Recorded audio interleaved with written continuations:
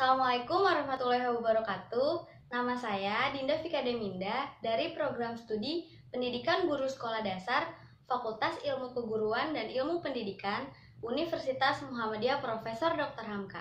Di sini saya telah melaksanakan wawancara dengan Bapak Yayat Hendayana selaku Kepala Sekolah SD Negeri Mekarjaya 1.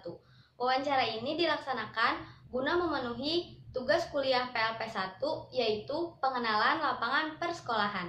Saya akan menampilkan videonya. Selamat menyaksikan. Warahmatullahi wabarakatuh. Waalaikumsalam warahmatullahi wabarakatuh. Kami mahasiswa dari PGSD FKIP Hamka. Kami di sini datang ke sekolah Bapak bertujuan untuk memenuhi tugas PLP 1, yaitu pelaksanaan pengenalan lapangan persekolahan. Saya di sini bersama kelompok saya. Saya sendiri bernama Afifah Nur Fadila dan samping saya bernama Dinda Vika Deminda. Saya Atikah Devi Rusmohandi. Saya Cynthia Nurul Amalia. Kami di sini semester 5, Pak. Nah, maka dari itu kami di sini tuh ingin tahu bagaimana sekolahan Bapak di sini gitu. Maka dari itu kami ingin mewawancari Bapak sendiri gitu. Dengan Bapak siapa kalau boleh tahu? Yayat Hendayana. Oh iya, Hendayana. Oke, kalau boleh tahu Bapak di sini menjabat kepala sekolah sudah berapa tahun ya, Pak? Udah 5 tahun. Kemudian ada beberapa pertanyaan dari teman-teman saya untuk Bapak. Silakan Bapak dijawab ya, Pak ya. Insya Allah. Langsung saja ya, Pak. Boleh, silakan.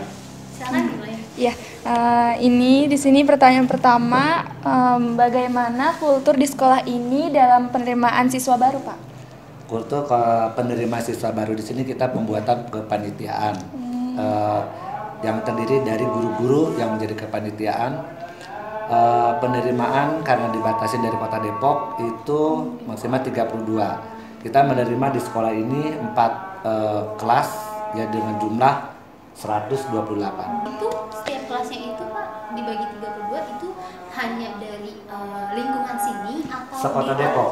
Sekota Depok diinstruksikan memang untuk setiap sekolah itu minimal 32. Tapi kalau misalkan ada di luar Depok gitu, Pak, misalkan ingin sekolah di sini atau dia dari luar daerah? Yang diprioritaskan zona Depok dulu. Oh, zona Jadi Depok. sekarang untuk yang aturan sekarang zona wilayah antara sekolah dengan masyarakat, yaitu RT, RW dan kelurahan. Lalu kalau boleh tahu karakter apa yang Bapak terapkan untuk anak didik Bapak agar sekolah ini menjadi sekolah yang bermutu? Karakter yang diterapkan di sekolah ini religi, kejujuran, tanggung jawab, disiplin, cinta tanah air. Seperti itu ya, Pak.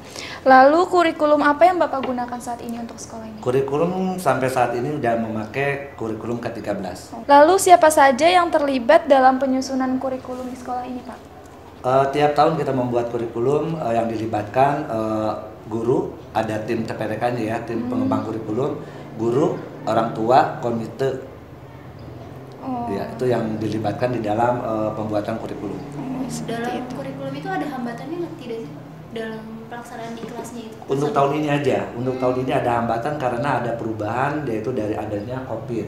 Jadi kita memasukkan yang sekarang ini selama ada COVID kita masukkan, itu aja sih yang ada perubahan. Jadi anak-anak pembelajarannya online semua ya, Pak? Betul, secara online kita memakai metode online, daring dan home visit. Apakah itu membuat anak semakin bertambah ininya, Pak, semangatnya untuk Kalau itu sekolah justru online? sekarang ada kendala ya, ada permasalahan terutama di di HP, yaitu kuotanya. Nah, itu bagaimana, Pak, solusinya? Solusi Dari sekolah? dari sekolah home visit.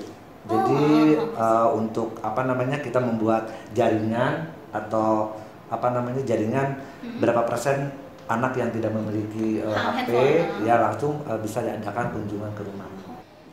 Lalu untuk struktur organisasi di sekolah ini, Pak, itu tuh bagaimana strukturnya di sekolah ini, Pak?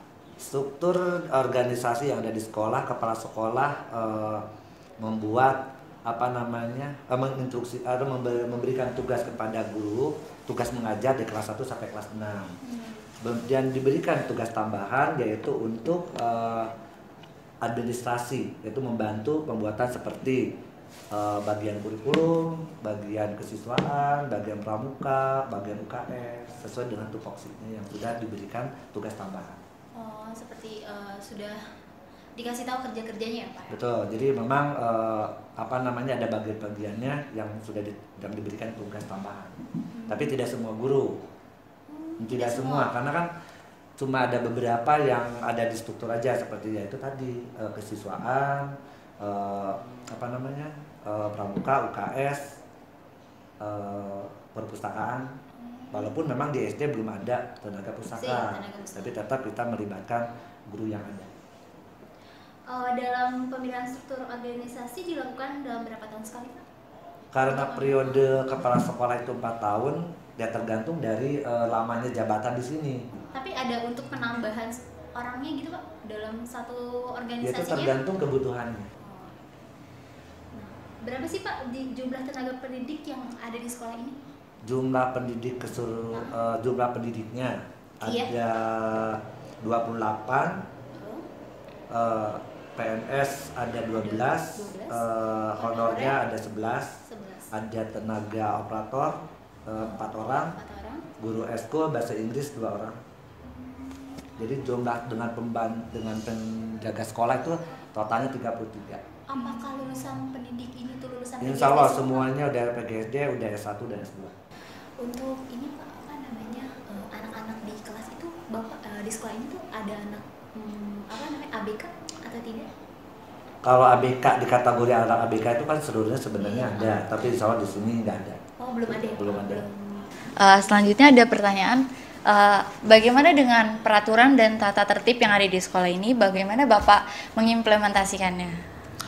Tata tertib yang diterapkan aturannya di sini seperti jam masuk kerja itu jam 7 sampai jam 2 sampai jam 14. Oh gitu ya.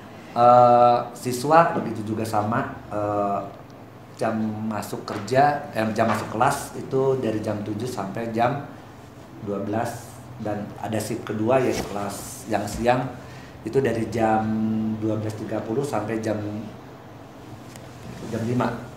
Berarti ada kelas pagi sama Ada, siang? ada pagi dan siang. Kelas paginya itu Kelas paginya 1, 5, 6. Yang siangnya 3, 4. Misalkan kalau ada siswa atau guru yang tidak mentaati aturan tersebut, apakah dijatuhi hukuman? Apakah ada? Apabila ada guru maupun siswa yang melanggar itu dipanggil secara 4 mata, dipanggil, ditanya kenapa alasannya seperti itu, dengan cara dipanggil atau dengan cara pribadi. Iya, secara pribadi. Diskusi. Ya. Di sekolah ini apakah ada kegiatan-kegiatan seremonial yang biasanya diadakan? Ada, itu dilakukan setiap hari Sabtu. Kegiatan apa, Pak? Kegiatan seperti kepramukaan, marawis, sholat duha, nari, itu kegiatan dan pembiasaan seperti dalam 1 minggu tidak jajan, dan membawa bekal gitu ya? Iya, jadi anak-anak setiap membawa makanan dari rumah. Jadi 1 minggu tidak. 1 minggu diwajibkan itu ya? Diwajibkan tidak jajan. Kalau bagaimana dengan kegiatan upacara? Apakah petugas pengibar benderanya itu diambil dari siswa yang ekstrakurikuler paskibra atau kayak dari setiap kelasnya gitu? Setiap hari Senin dilaksanakan upacara, diambil petugas upacaranya kelas 5 dan 6. Pesertanya itu kelas yang pagi, yaitu kelas 1, kelas 1, 5, dan 6. Kalau dalam guru-guru pembinanya itu emang sudah ada jadwal-jadwalnya atau gimana Pak? Untuk petugas jadi pembina itu secara bergantian, diberikan jadwal 1 minggu bergantian terus. Jadi setiap upacara semua guru kebagian menjadi pembina upacara. Oh, iya. Ketika Bapak melakukan briefing, rapat dengan guru-guru itu kira-kira dalam kurun waktu berapa kali? Rapat kedinasan dilakukan 1 bulan sekali. Kalau dalam briefing ada hal-hal yang sangat urgent, itu briefing. Kalau briefing nggak bisa ditentukan berapa minggu Berapa atau kali, sebulannya. Itu tergantung dari kondisi yang ada. Misalkan dalam keadaan darurat ini memang harus dibicarakan adanya kan briefing. Tapi kalau rapat bulanan dinas itu 1 bulan sekali. Untuk rapat ini Pak, apa namanya, rapat guru-guru untuk perkembangan anak tuh, setiap anaknya itu ada Pak? Ada, itu diadakan di dalam 1 minggu baru diprogramkan di kegiatan akhir pekan.